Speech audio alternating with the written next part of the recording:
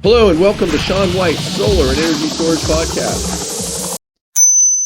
In this podcast, we have Matias Sigal, and he is from Replace. He's going to tell us all about the development process of big, giant solar projects, and we're going to get into it with him. Hey, Matias, what's going on? Hi, Sean. Thanks for having me here. Thanks a lot. And what we can start off with is having Matias Sigal introduce himself, tell us a little bit about his background, where he came from. I was checking out his LinkedIn page, and he's got quite a history of entrepreneurship, and so that's interesting to me. It's always interesting to me how people got into the solar industry. He's good at startups, I think, and things like that. Matias, tell us about yourself and about Replace, your company. Sure. I'm Matias Sigal. I was born in Argentina. Since I'm very young, I started to learn that I wanted to be an entrepreneur. And then, after starting a few things since I'm 13 years old, I learned that I wanted to make an impact. Not only make a company, but also make an impact. And this is when I learned about climate tech and also climate change. And I decided... Wow, when you were 13, huh? Later, at 13, I started to become an entrepreneur, and I did a few businesses. If we have time, I will mention them. But also, after that, let's say 5 or 6 years later, I learned that I want to make an impact. And I had, in fact, a company. It was non-tech, but it was a company, and we started to make social impact. We were building some products that were made of textile, and we started to build it in a factory of ex-convicts that they went out from jail and they couldn't get a job. Ex-convicts, is that why you picked me? Just kidding. And there I learned this combination of business and impact, but I learned about a bigger problem, which was climate change. Okay, and great. That's how I entered in the ecosystem. Yeah, I've done some classes myself, and we call them returning citizens. That's what we call them, the nicer term, I guess you could say, in the US that we've been using lately. Great.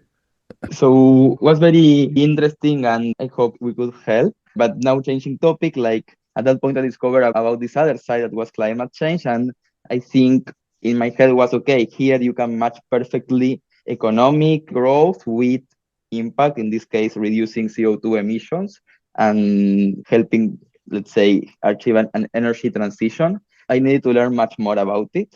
And I decided to go to Israel, not only to learn about renewable energy, but also to learn about startups, because I wanted to build something global that makes an impact. Great. So when you moved from Argentina to Israel, how old were you? At that point, 21, now 21? 26. Oh, okay, young man. That's nice. Great.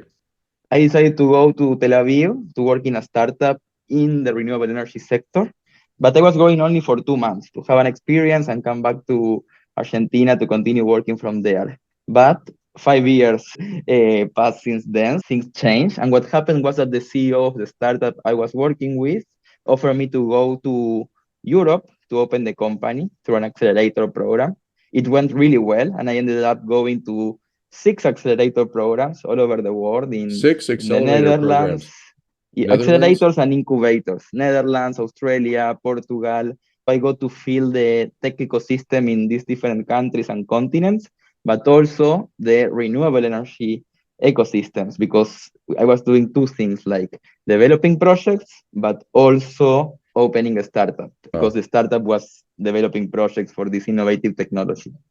And this let me learn a lot about the problems in the industry, because in my head, the goal was to learn, to then build my own startup that makes an impact on the environment, as I was saying at the beginning. That's pretty neat. And you've gone through all these startups and incubators and things like that, and you got to see the world at the same time. I like doing that myself. My job includes a lot of travel. I probably travel about a third of the time. And that's a great way to see the world while you're working, while you're saving the planet, instead of just going to a bunch of tourist attractions. Yeah, exactly. And you get to meet people. It's amazing. Yeah, instead of just meeting a bunch of tourists. It's like you go to Europe to meet a bunch of Americans, or for somebody like me. Yeah. Great. That's pretty neat. And this is all, if you want, I complete the circle, because this is all combined. Like I was telling you that my goal was to learn about startups and renewable energy. And this is amazing, because I was inside an ecosystem, for example, in the Netherlands, we were 15 companies. I was not in that company, but most of them were the CEOs of the company. So I was learning from them.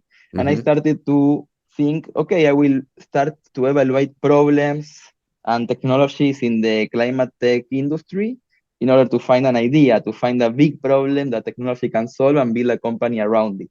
I thought, okay, this idea won't come from the trees. Like it won't fall like the apple to Isaac Newton in the head and we'll discover gravity. I need to Mm-hmm. pursue it. I need to try to find this problem that is big enough and important enough for me to build a company around it.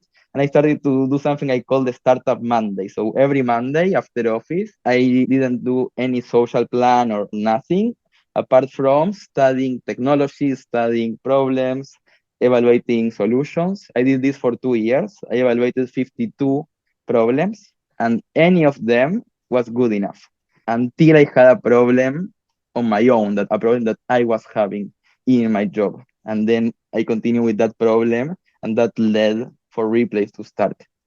Great. Okay. How about replace? How can we explain to people what replaces or what replace does? I think it's RE for renewable energy, renewable Exactly, you energy got it place. Yeah. perfectly. You got it Uh-huh. perfectly. So it has double meaning. And in fact, my dad came with the name while I was telling him about the idea. It means renewable energy place, but also replace because we want to replace fossil fuels with renewable energy. What we Great. do is we help energy companies identify the best location to build a renewable energy project in one click. You help people find the best places to build a renewable energy project. And I believe you're talking about big projects. Like what size would be the smallest? You're talking about like utility scale ground mount, right? Mainly, yes. However, we can help different types of developers working on community solar. In this case, will be smaller projects. We can help also on agrivoltaics. In fact, we do Mm-hmm. have a project with agrovoltaics that is putting solar panels on top of agriculture without Mm-hmm. taking the agriculture. And it's something that is booming in countries with not so much available land like the US. So in the US, it's not that big, but in Italy, Israel, and other countries is very interesting. And Mm-hmm. also the main goal is to work with utility scale developers doing greenfield solar, as you said. Okay, so the main is for utility scale. I think what we should do is we should identify what community solar and agrivoltaics are. And I know when you said community solar, you said in smaller projects like community solar, but how big? It's not like 10 kilowatts or something like Yeah, that. yeah, yeah. What community solar is to get a community, of course. And I say I live in an apartment building or something like that. What they can do is they can put a solar project on the other side of town, and then people that are renters, people that can't put solar on their roof and stuff like that, they can participate as it was if they did have it on their roof. Does that sound right? Yeah. And not to be confused with community choice aggregation. And that is actually what got me into solar. It's called a CCA, and my friend wrote the CCA law. And I have a podcast that I did a few years ago with him that if people want to listen, and over 10% of the people in the United States, so that's over 30 million people, get their electricity through a CCA. And so everybody should get that. And pretty much what they do is they decouple the electricity from the power lines and transmission and all that kind of stuff. So the utility still gets to participate, but they don't purchase the electricity. They just can transmit and distribute the electricity. I'm simplifying it, but just trying to let people know what that is. And it's different. A CCA, community choice aggregation, is different from community solar. Let's try to even just guess at what size, approximately, throw out some numbers. Community solar, when you said it's smaller, like you're talking megawatts, probably. Yeah, let's put it like this. In my mind, when I was saying smaller, I was talking about between 1 and 10 megawatts, maybe up to Mm-hmm. 20. That's better than me. It depends on the regulation in each state and in each country. That's how also it can be defined.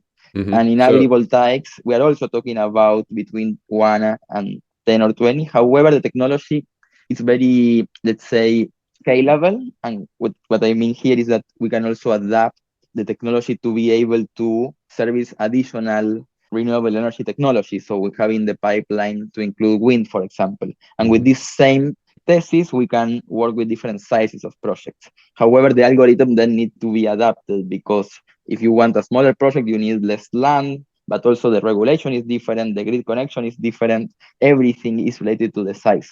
So I Hmm. agree with you, it's very important, but we are very flexible. We set it Okay. in a way, however, we are open to work with different type of sizes.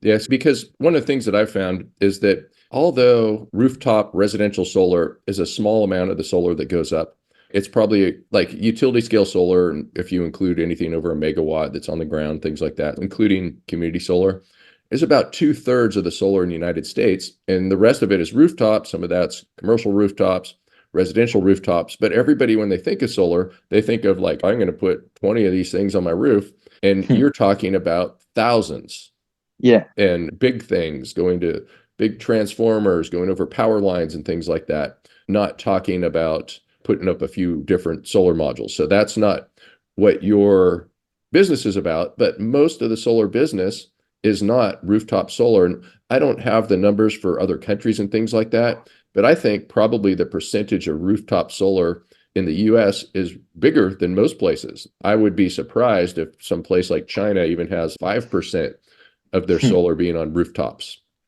or at least Yeah. residential rooftops. It might be somewhere, I don't know, 1%. If I had to just take a wild guess, I'll have to go look that up and let people know a different time if I can find that information. Yeah, I can't. Sometimes you can't trust your source. I'm going to call No, Xi of course. Jinping, ask him.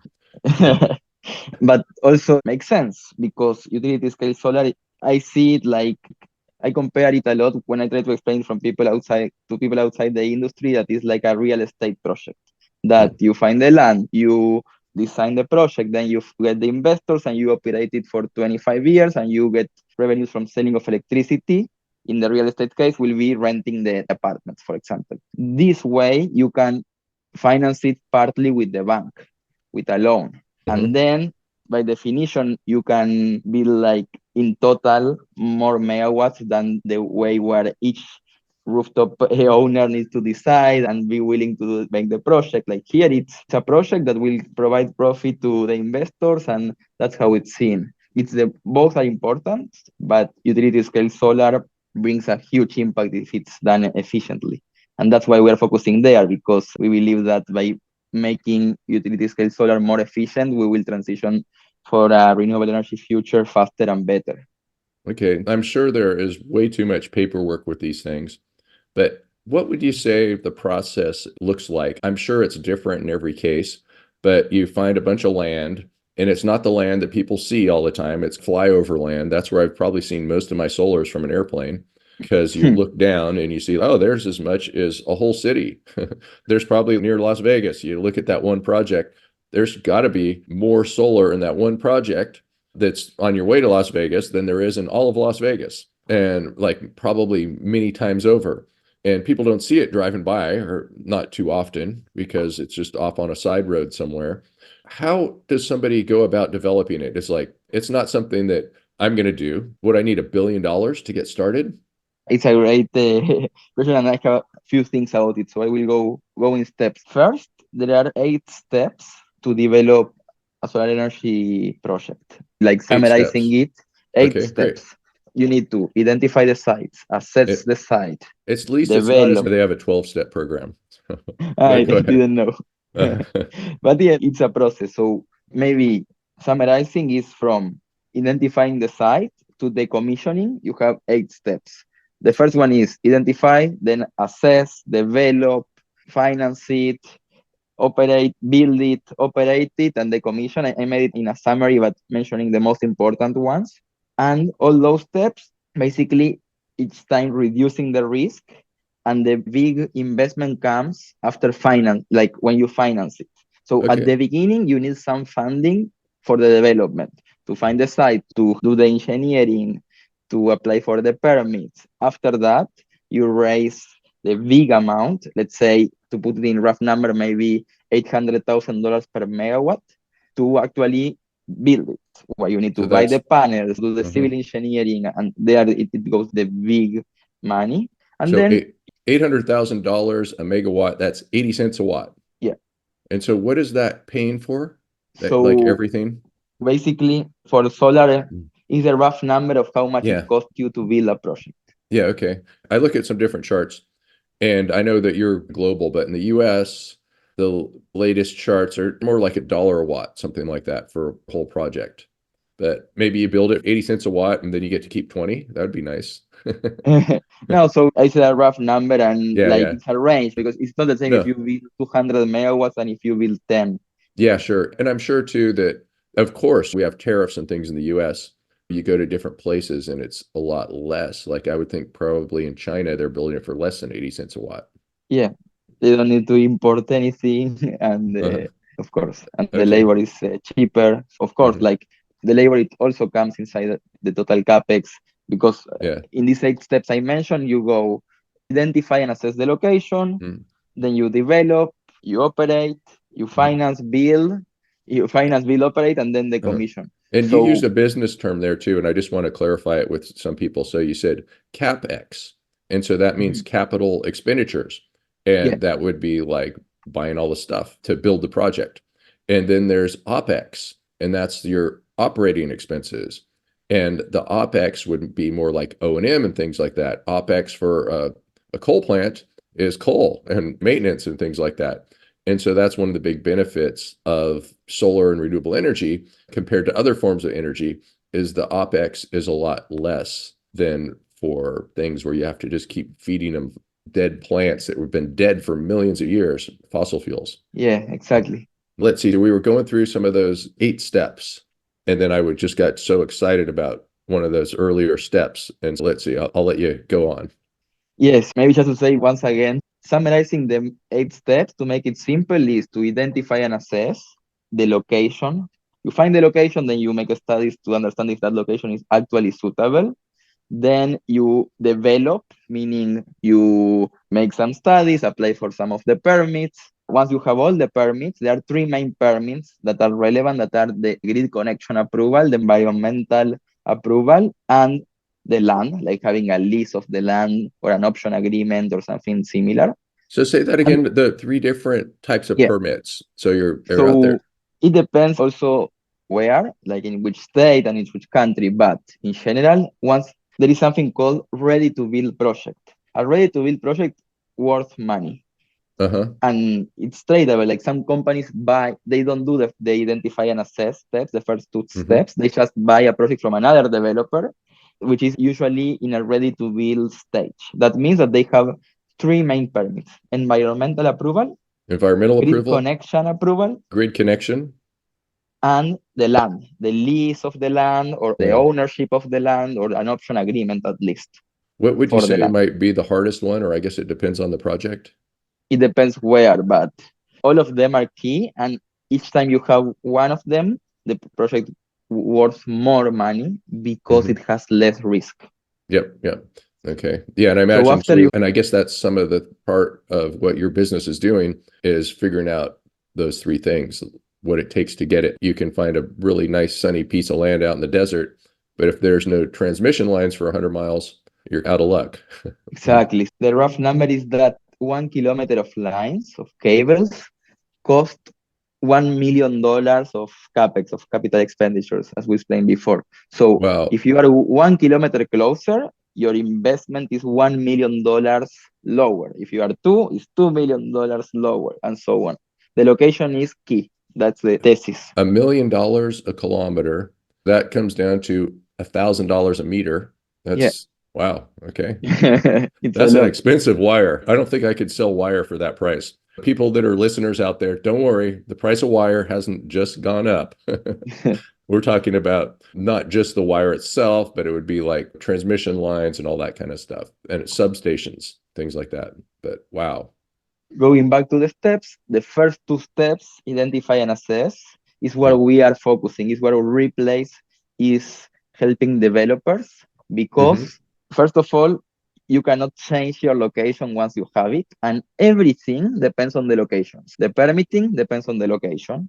The land, like finding the landowners and closing the deal, depends on the location. And the grid connection depends on the location. So the three main permits I mentioned depend on the location. And once you have a location, you cannot change it. That's your place. That's it.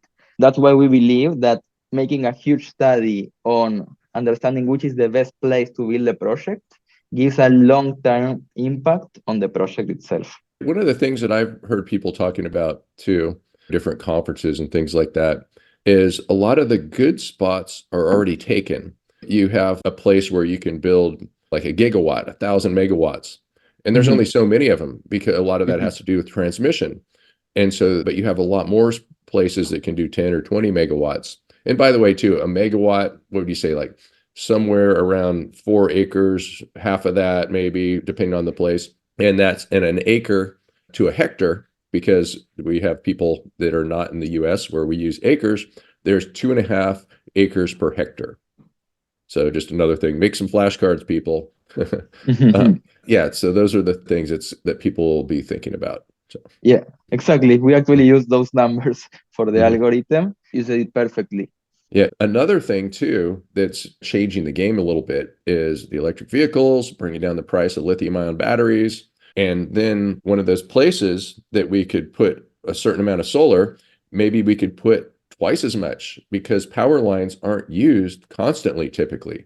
They just go up and down. The average house in the United States is only doing 5 amps on average, even though we have a 200 amp service, because we turn everything on all at once. It's not like we're just taking 5 amps continuously, but 5 amps continuously is over 10,000 kilowatt hours a year at 240 volts. That's the average house. That's just an example that I give to people that's a little bit more for smaller solar or something that they can understand. But that also goes for the big power lines too. And if it was too expensive to do energy storage, then you just have solar and it's going to peak out at noon. And you have to be able to handle that peak. And with energy storage, you can change that a bit, but it still costs, energy storage still costs money, but it's getting more and more prolific. And we can see how that can affect some of the economics that you're dealing with. It's right you mentioned this because it's related to what you said before. You said that a lot of the good sites are taken for big projects and so on. And now we are mentioning EVs, which is an example of how things change. This is dynamic, like regulation change. The grid is upgraded and also it gets busier in some points. And demand change, like maybe there are new factories built. This is dynamic. And as a result, yes, it's true, some of the good sites are taken, but then you have to find the best good site available. And by definition, to find the best, you need to check all the sites. The problem that, going back to the beginning of the conversation, I told you I evaluated a lot of problems, but then I had a problem on my own. And the problem that I had was that I was developing projects, and few of my projects failed during development. I had everything. I had partners, I had a Mm-hmm. site, but then Well, with the I mean, projects failing, that happens more often than not, right? Yeah. 80% of the times, That's why I need $1 billion to start off to it play the depends which numbers. size of project, but yeah, Yeah. you need some capital. And the 80% of the projects fail during development. In fact, I interview before starting the company 200 solar developers from every single continent in the world and every size. I interview billion-dollar companies. I interview two people companies. All of them, the 200 people I talked to, at least one example where one of their projects failed because of any of these reasons, the regulation, the grid, the landscape, or the landowners. That happens to everyone. Don't worry Oh, if yeah. some of your Uh-huh. projects fail. And that's why I always say you need to be a big company where you can afford to take the chance or just play the numbers. So if you did 100 projects, or you started to do 100 projects, that you would get 20 of them or something within a few of that, Mhm. where, Yeah, and then you could afford to do it and lose those millions of dollars for the projects that failed that you tried to develop.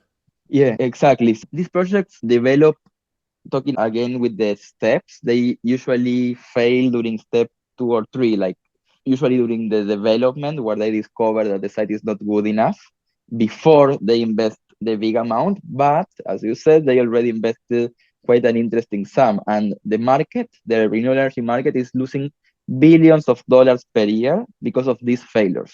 Why? Because they make studies with engineers that cost money. They make trips, they pay option agreements for the landowners just to secure the land. And then they discover that land is not suitable because there is a regulation that it says that you can only build, I'm saying a random number, but you can only build X megawatts, X kilometer away from a city. And you are not fitting that criteria, so you cannot do nothing.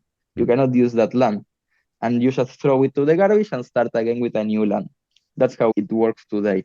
So you're going to save people how many billions of dollars?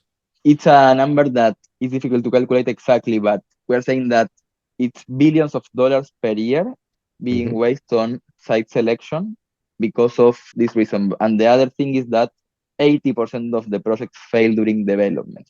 Yep. So that's pretty good to get a few percentage of billions of dollars a year. Yeah. Yeah, to have another number which is not exactly correlated, in 2022, $500 billion were invested in building new renewable energy projects in the world, and this number is only growing.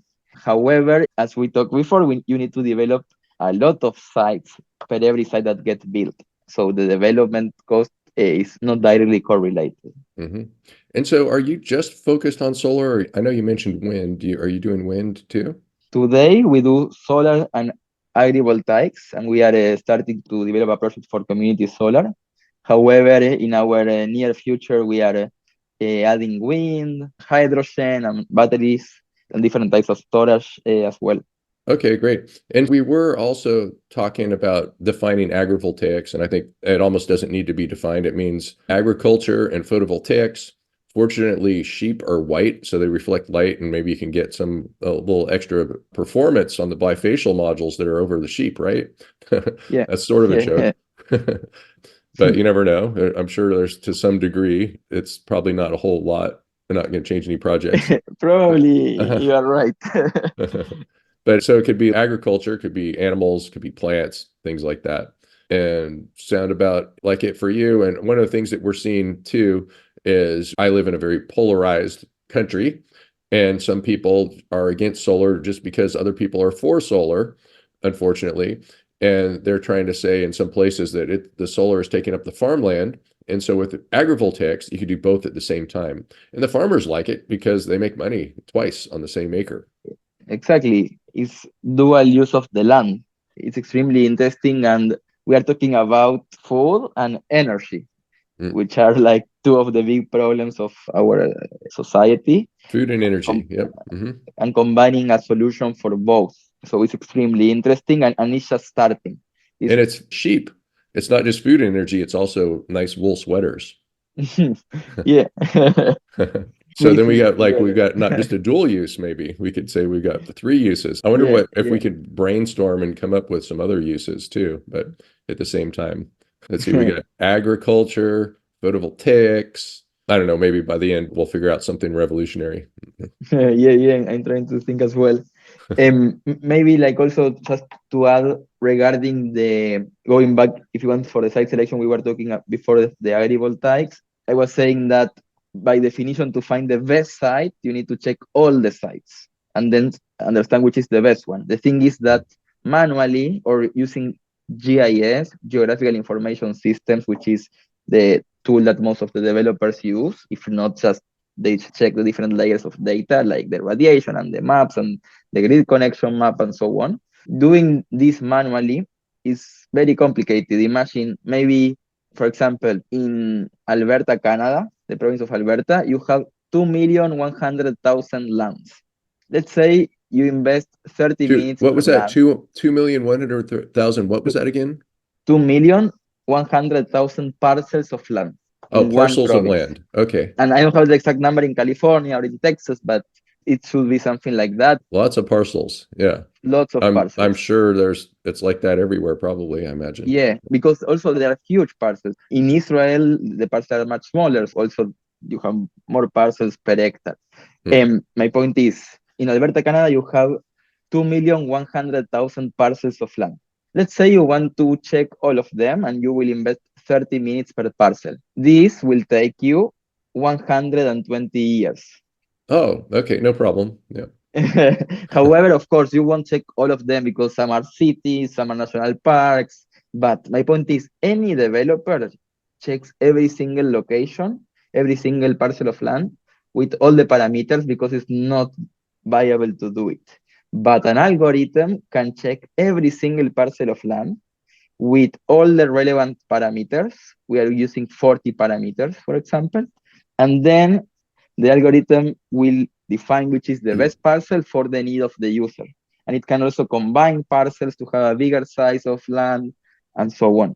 And this is the value proposition we are adding to reduce the risk of the project failing, but also to maximize the return of investment by finding the optimal location. Awesome. That sounds like a lot of work coming up with the software, but it sounds like a great idea that could save billions of dollars. So just while we're at it, if somebody's there, where can people find, what's the website of Replace?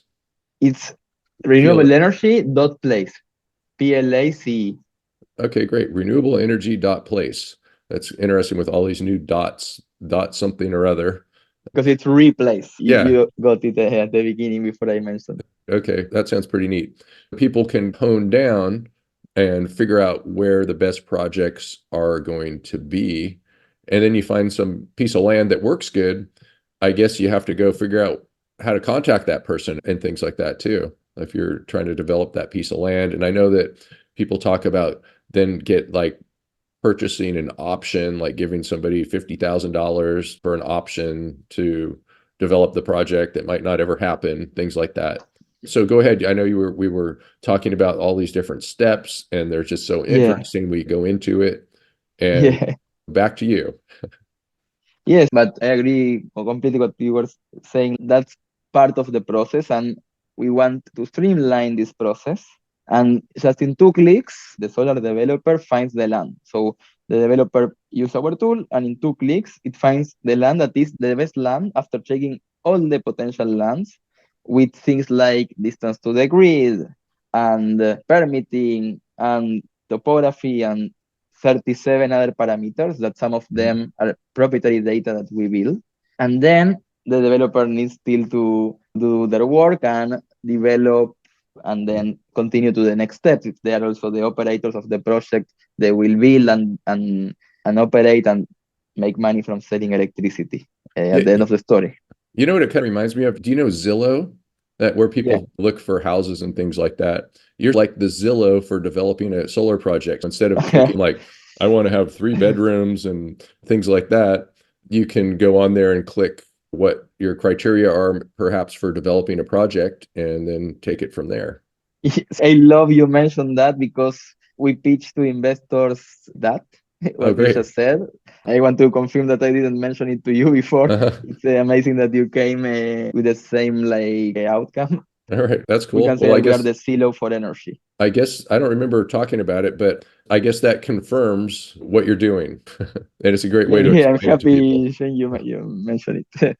Great. Okay. Yeah, it's always fun to go on Zillow and go do some dreaming, figure out where all the billion-dollar houses are that we can buy after, or you can buy after you develop your software and save people billions a year and all that. You were mentioning before, you said this is a complicated software for you to build, and I want to clarify, we are 7 people in the team, and in fact, I'm the only one not coding. Alan, my co-founder, he's a genius of tech. He has 14 years of experience in software development, and then we grew the team adding software engineers like Sevi that also has a great background in energy. We have in the team an expert in renewable energy, Patricio. He developed more than 1 gigawatt himself of solar and wind with a team, of course. 1 gigawatt. Yep. And then we have 2 people in the GIS and data side, Jose and Fernando.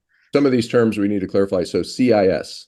GIS, Geographical Information Systems. Maybe we could just explain what GIS is too, because those are some things that people need to know. Yeah, of course. I know that people look at maps and GIS. My brother's a biologist and he knows about GIS and all that kind of stuff. And so it crosses over with solar. I believe you can look to see what kind of solar resource you have, things like that, probably wind resources.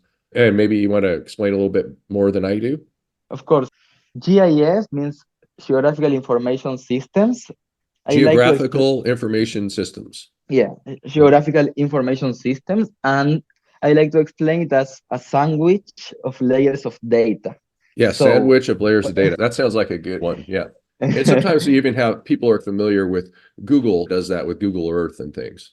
Yeah, remember with Google Earth, you are able to select the layers that you want to see, like the streets and different types of layers, and you see it on the map. So GIS is similar where you program the tool, so you put the layers that you are interested in, and then you select the different layers you want to see on the map combined. So you can see the radiation combined with the lakes. So I guess if you're doing the different layers of the sandwich and you're doing agrivoltaics, you can have a lettuce layer for your lettuce farming and So build lettuce on the it's like sandwich. that actually. So with the agrivoltaics pilot, we do consider different types of agriculture because you cannot do it with any type of agriculture. Yes, it is like that. However, something to clarify is that we are not a GIS. We are a proprietary data algorithm. But I was comparing to GIS, what is more common for developers to use. The developers today build their own GIS tool, and they have their own geographical information systems that they use to find the locations. But Right. in these geographical information systems, you cannot check all the lands with all the parameters, weight the data, and find which is the best one.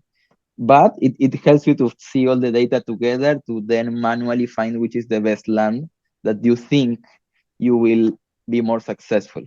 Great. Okay. Yeah, and I'm over here. I live in the California Bay Area. I was lived in Silicon Valley and Mountain View for a little while. And so I'm always around a lot of people that are techies and things like Mhm. that. So I get to be friends with them and see how they work. My girlfriend's in the other room. She's a senior data analyst, I think is what you say. So great. That's some pretty cool stuff that you're doing there. Let's see, back to the steps, perhaps. Yes, the thing is also that you have different types of developers. You have the early stage developers, I call them that way, that they go from step one to step two or three. So they find the site, assess the site, and develop the site, meaning they get the permits and then they sell it. They Hmm. sell that project. And it depends the country and which stage and so on, but we can say that they sell it for $100,000 per megawatt. Okay, $100,000 per megawatt, 10 cents a watt. Yeah, Hmm. and it Okay, depends where it can go to something around there, just to 150. for So also around it can be $150,000 per megawatt. It's on around. the And same which those are state. the early stage developers.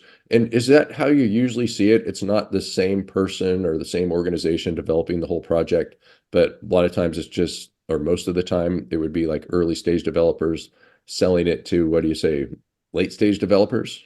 It depends because Mm, then you have the late stage developers or utility scale mm, developers that what they do is they either develop from zero, they find the site, assess and develop, and then they, let's say, finance it, build it, operate it until they decommission. Or some of them they buy from the early stage developers and take it from there. mhm. Usually they do both. They Okay. have a bunch of people bringing them projects, and they also have a team that have their own GIS tool to find the lands and to start from zero. Okay, so That's how it like, works. so you say most of the time it's the same company that's the early and the late stage developers, or is it It's tricky to say most of the time or not because there some of is the no time? data about it. You Hmm. don't know who started the project, where they got. Uh-huh. But at least as I know, maybe you can find some data from National It's Renewable Energy it's Laboratory, might NREL, be maybe top they secret, know, yeah. but I don't know at least. Uh-huh. But what I do know is that, because I talked to a bunch of them, is that the two ways are to develop these early stage developers that develop the first few steps and then exit the projects and they make money from selling projects, or the big companies, a lot of them are $1 billion companies, that they either buy from the early stage developers or develop from zero, and then their business is to sell electricity. So they operate the project for 25 years and they sell electricity, and that's how they make revenue. Maybe a good early stage developer would be somebody that has good connections so they can have their brother-in-law on the planning commission, things like that. A For sure, there are little cases like that. corruption. I mean, I'm Latin American, so I know what you're talking about, but let's hope it's all clean Yeah, and so like somebody that has a briefcase with $1 million in it, that would be a good early stage developer. maybe we are mentioning it very simple, but it's very complex. You need to check all these layers, find the right site that makes sense in terms of finance, but also in terms of viability, and then close that site, get the permits, make the study. So your team, you need lawyers, you need engineers. It's Hmm. not that simple. Yeah, sure. Yep. By the So it is way, very complex, and that's why the big companies need them because they need uh-huh. to navigate these early steps. And I was just going to say that, by the way, to the listeners, I was just kidding about the corruption part. Everybody can make up their own mind about that. I was just making a joke. Great. Okay. So let's keep going. And soon everybody that's listening is going to start using your software and become super successful.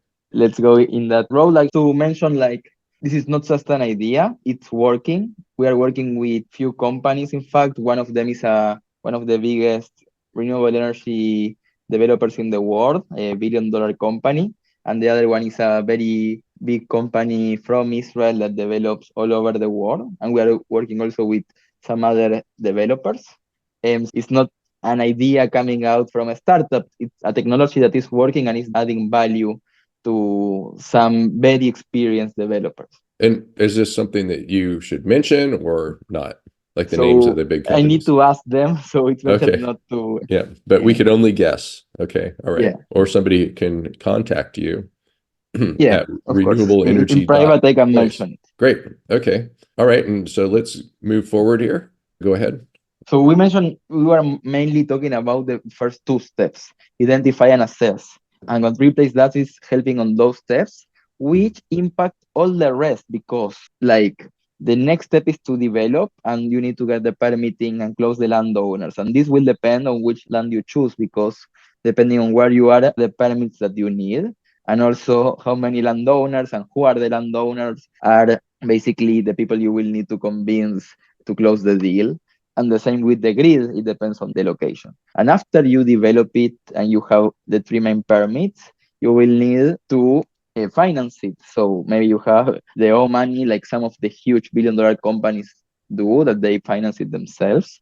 Or you can get investors and finance it through a loan with the bank. And that's how you finance the project. After that will come the engineering, where you will need to also build the project, you need also to buy the panels and so on.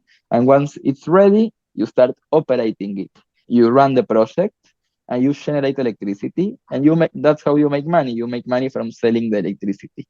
And after the project comes to an end, you decommission it, and that's the life of the project. Maybe I skip some of the steps because I try to make it simple. Sure. There are more steps in the middle, but we are talking about maybe in average $100 million project that work for 25 years. So this is, I think, a simple way to explain it.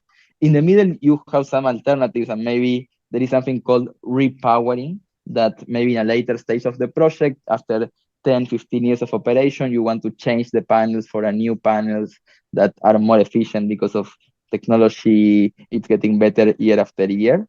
But this is the usual case. Like then there are a lot of cases in the middle. And I'd like to think too that your system, it's working after 25 years. You have the crystals in the sunlight. Maybe you did change the modules a few years earlier. It can go on for a long time. If you just keep replacing things, it could last maybe forever. Yes, let's say the permitting thing, the 25 years also depends on who you sell electricity and under which agreements. There is something called PPA, Power Purchase Agreement, that usually lasts 25 years. So that's the contract to buy electricity, the PPA, Power Purchase Agreement. Yeah. But now we are seeing also a lot of projects selling directly on the spot to the grid, which is different. But one option is to do the power purchase agreement, and there are other options as well. And also the permitting depends, like also how much time the project can be in place depends on the permitting that they got. There are a lot of reasons, and not only the lifespan of the panels, that define this lifespan of the project. Great. Okay. Sounds pretty good. So thanks so much, Matias Sigal, and that is Sigal, not like the bird, maybe related. I'm not sure. Sometimes different languages spell things a different way. And I just thought I would mention how it's interesting how we met too. So we have a mutual colleague, friend, Paul Subzak, and he's like, you got to meet this guy. And we were both at the same conference, which was really cool. It was Intersolar in San Diego. And it was one of my favorite conference experiences. What was so neat, it was just like a nice day in San Diego, and it's a nice climate there in the winter. And you have this street, and you're going through the gas lamp district, and you're seeing all your friends on the street when you're walking back to your hotel and things like that. It was just a really great conference experience. And I think there was about 10,000 people there, maybe something like that, if I had to make a guess. I didn't count every one of them. I did a workshop. It had really good attendance. I did my workshop with Bill Brooks. It was a lot of fun. And anyway, I met Matias by coincidence. So out of 10,000 people, Paul is texting, and then this guy walks up to me and he's like, right after we were texting, and there you were. He just saw my name tag, and we went and we had lunch together. So that was kind of a neat way to meet each other. So I think it was just meant to be. And also, it saved some time trying to find each other because there we were at the perfect time. So it was really cool meeting you there, Matias. Yeah, same, Sean. So yeah, Mhm. I agree. It needed to happen, and here we are also now making this podcast and sharing Yeah. about our experiences. So I'm very happy that we Yeah. met. And another thing too is I know that you were raised in Argentina, which is a beautiful place. I've spent some time there before. And another thing is you live in Israel. And I know that you're in New York right now. So how long have you been outside of Israel? Yeah, I was for a long time outside, so I had honestly a lot of trips for the work, for the startup in Europe and in the US, and I just combined all of them. So I went from one place to the other, and I'm from for a few months outside. I'm planning to go back soon. I hope the situation gets better soon. Maybe after the next event that we will meet next week in Yeah, Boston. great. So that's the plan. Honestly, I took it on the best way, and I said, okay, where is the best place for me to move forward with the company. And that's why I spent a lot of time in the US, in the Bay Area, meeting both energy companies and tech investors. Well, great. Well, thanks so much for being on the podcast. And let's have you tell the people where they can find you. We Yeah, talked about your so website and things like that.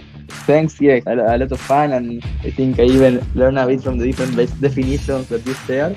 And thanks for having me here. People can find me on LinkedIn. It's Matias, Matias Sigal, Sigal. And that's the best way I always reply to everyone. Great. Well, thanks so much, Matias. And thanks for listening to Sean White's Solar and Energy Storage Podcast. To find out more about solar education, renewable energy education, go to Solar, SEAN, that's solarshawn.com, and get yourself a NABCEP certification. Or you can check us out at the NABCEP conference. I am the official PV associate provider for the NABCEP conference, which is coming up in North Carolina on March 18th through the 21st. It's always a lot of fun seeing all these NABCEP certified people in Raleigh, North Carolina, y'all. So check it out. Thanks so much, Matias, and thanks everyone for listening.